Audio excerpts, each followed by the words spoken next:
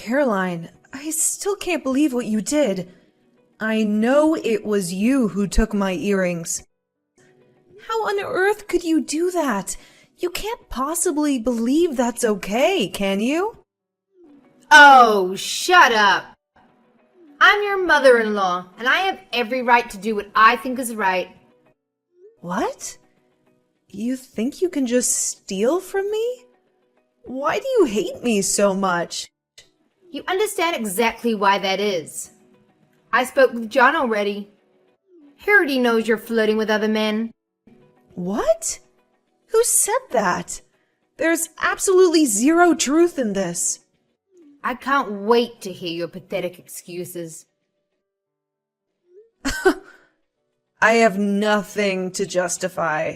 My conscience is clear. Before making these claims, you need to have proof. This is irrelevant. John has faith in me and intends to end your engagement right now. Before long, he'll be free from any connection with you. Therefore, please refrain from attending the wedding tomorrow. Even if you chose to come, you will find no support from anyone. I have taken care of that matter. Why on earth are you talking about that? What exactly do you mean by ending the relationship? Up until just a few days ago, everything was going well. There were no problems. What's the matter with you? I'm madly in love with John. Our future together is something we're excited about. Why should something suddenly change now? I don't understand. I'm not sure what I did to deserve this. Prior to yesterday, everything was going well for me. However, I later learned about you. So you are solely to blame. You never told the truth. You concealed the fact that you resided in a home for misbehaving children, right? Therefore, you deserve everything that comes your way. Huh? Just give me a second. I never kept that a secret. I know I informed John a while back, so he's been aware of it for ages. He had absolutely no issue with it. I'm certain he must have told you the same. He didn't tell me because he assumed I might be worried about it. That's why he told me later. He is a thoughtful young man, but I later learned about it from someone else. Honestly, I was completely taken back. You're practically a criminal. You can't justify yourself at this point. Do you think this is an excuse to attack me just because I grew up in a foster home? A reasonable person would not do that if they knew this information. Gosh, you are the worst. I advise you to mind your language, you little troublemaker. I have never engaged in any criminal activity throughout my entire life. This is coming from the person who has stolen my things many times before. At first, I couldn't find my earrings for a month until I accidentally saw them on one of your friends. Do you think that's normal? This is absurd. No one has the right to take my things without permission. I guess you have a point there. It wasn't right of you to deceive me, was it? That alone is enough reason for me. I didn't deceive you. Listen, I understand if you have any reservations about my upbringing. I've dealt with that criticism from people my whole life.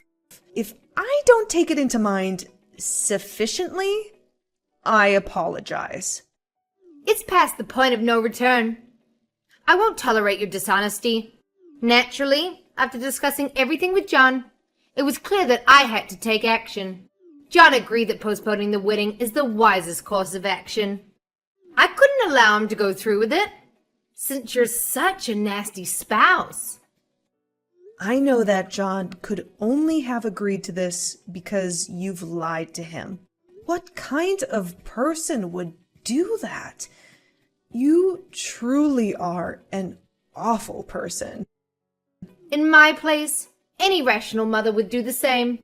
In any case, you're not required tomorrow. I'll tell everyone you cheated on my son. and flirt with another man if you decide to show up. The wedding will be terrible, even if you manage to con John into taking you back. I guarantee you that. Mark my words. Just stop it, now. Do you realize how many people you might offend by acting this way? I wouldn't be the only one. John would also find it difficult. Actually, it would be sabotage for the entire wedding ceremony. And that's great. Huh. Do you want to embarrass your own son on his wedding day? Is that your point? Oh, so that's your perspective, huh? As I've been repeatedly saying, your presence is not required. Clearly there's still a significant misunderstanding on your part. As long as you're absent from the wedding, we can continue with all the arrangements smoothly. If you genuinely don't want to create any issues for John, then it's best for you to stay out of this, just as I've been advising you. How will the wedding day actually go on without the bride? I've considered it, so don't worry. You know, there's this friend of John's who claims she'd always dreamed of marrying him. What is this nonsense? She is the adorable bride of a respected family, unlike you. Therefore, a new bride will be there on the big day to surprise everyone. I'm sure John doesn't even know about it. Doesn't it seem ridiculous to you? Oh, so you believe it's impossible, do you? The bride's family happen to be very affluent, and they have a close relationship with the owner of the wedding venue. I've already made all the necessary changes. This is just unbelievable. She really is the right person for John. No one will ever accept this. Everyone will be delighted. I can't believe it. John will be the happiest he's ever been. I'm telling you, sweetheart, coming here is a big mistake. You better not try to ruin his wedding day. I'll have security throw you out immediately. Additionally, I've already told the venue not to let any of your guests in. So believe me when I say that nobody at this wedding will care about the change of the bride. I have to say, I've never met anyone like you before. So John is stating that calling off the engagement is okay? I just want to be sure of that. Don't make me say the same thing twice. I'm a busy person and I don't have time for your meaningless chatter. Well, I wish you good luck. I appreciate it. You catch on faster than I anticipated, which is quite helpful. It seems you do possess a sharp intellect, despite your upbringing in a foster home. And naturally, you won't mention anything about the earrings, right? Why do you think so? If you talk about it, there will be consequences. I'll ruin your life. After all, you shouldn't have thought you were worthy of my son. So it's your fault. I can't believe you're saying that. Actually, hold back on telling John anything I just said to you.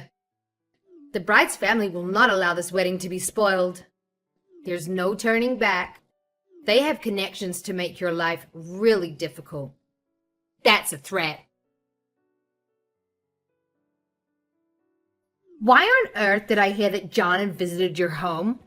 What is he doing there? Don't tell me you spilled the beans to him. How dare you? He's ignoring me now. I should have known you would go back on your word, you miserable girl. If you mention anything, you'll pay for it. Caroline, do you still recall all the items you've taken from me? I filed a police report. What? Why'd you do that? I told you not to.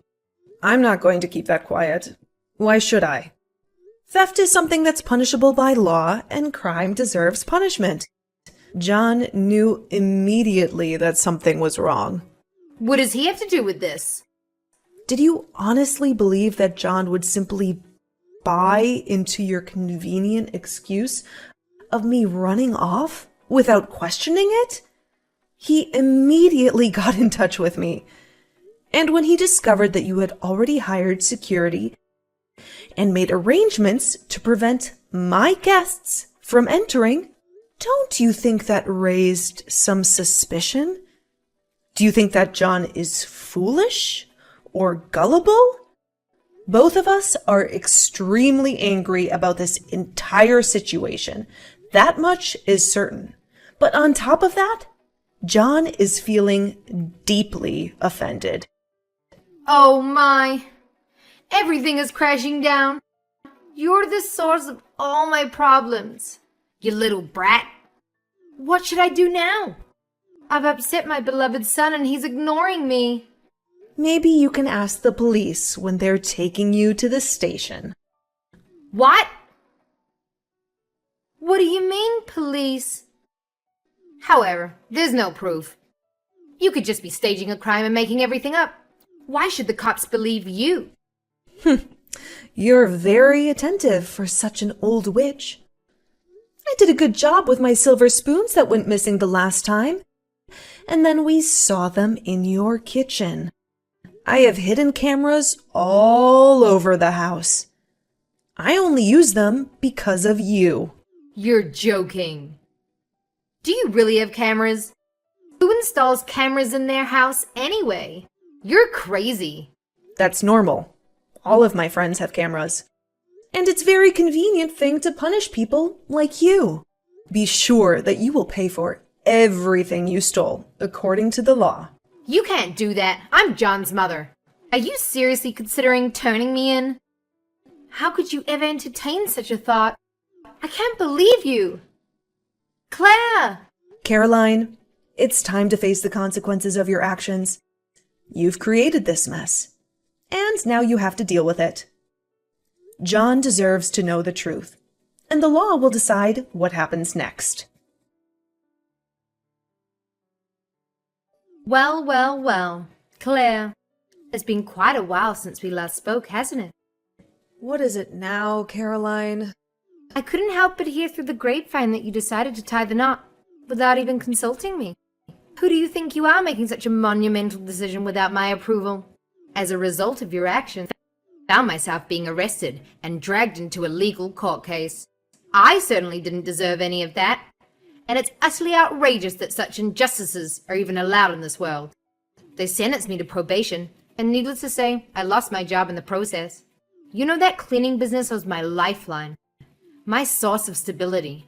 And now, on top of everything, you went ahead and married my son, without so much as a courtesy call for my opinion. How much further are you willing to go to humiliate me, Claire? Tell me, where are you now anyways? I've heard whispers that you moved out of that old apartment. Answer me now! Don't think you can just ignore me and sweep this under the rug. Hey, I recently discovered that you were actually one of the girls Sylvia took. Another instance of deception that you kept hidden from me. Looks like she's been in touch with you. Yes, it so happened that Sylvia was in charge of the orphanage where I was brought up. She's adored by many other kids as well for all of her excellent attributes. Anyway, I certainly did not anticipate receiving a call from her. We went to a charitable organization together. Yes, Sylvia was extra shocked when she found out what you did, because she knew you so well back then. She said she didn't recognize your behavior and that you were a completely different person before. I guess you must have really changed since those days. Oh, I'm sure you made a lot of stuff up when you discussed everything. She even said she was disappointed in me. How could she have misunderstood what took place? How did you manage to put me in this horrible situation? You have no respect for your elders at all. I just told her exactly what you did. I see you haven't learned anything in your years of probation. Well, there's nothing to be done for it now anyway. Against my better judgment, Sylvia talked me into accepting the fact that you married my son. So I'm on my way over to give you my blessing. What? What the heck is that supposed to mean? Sylvia quickly gave up your address when I had become a little too emotional on the phone, sobbing and pleading that all I wanted to do was apologize to you. She's a wonderful friend, and she's aware of your best interests. Sylvia really told you our new address? Oh yeah, who would have imagined that you'd be in Paris? What an amazing city. I can't wait to get there. Wait, what? This is some kind of mistake, Caroline. Hey, I've just arrived. Where is everyone? Come over here immediately. I want to relax before we head out for a city stroll. I'm quite exhausted, you know. I'm currently in the lobby, sitting and waiting for you. I've been waiting a while, so hurry up. Oh, and once we're done, I want to sightsee, so show me the finest spots. I'm sure you're familiar with them all by now. It must have been a long trip, but we can't go pick you up. It's simply impossible. Huh? Well, that's rude. I'll be in a difficult situation if you don't come quickly, so please hurry up. I only had enough money to cover my plane ticket to get here. I'm begging you, come pick me up. Hurry! First of all, why are you contacting me? Why didn't you contact your son? Because he's ignoring my messages. My own son. Can you believe that? How ungrateful of him. So I had no alternative but to get in touch with you, sadly. Oh, really? That's all you can say to me? You know, I could block you at any point. And maybe I should have already. John has already told me it's fine to ignore anything from you. You better not block me, so that you'll know when I arrive. In any case, my buddy Sylvia told me where you were residing. No, you couldn't just leave me without a fight. That shows she realizes I'm right. Sylvia agreed that you should come and make things right with me. I'm curious about it. It seems like she had a genuine desire to ensure my safety.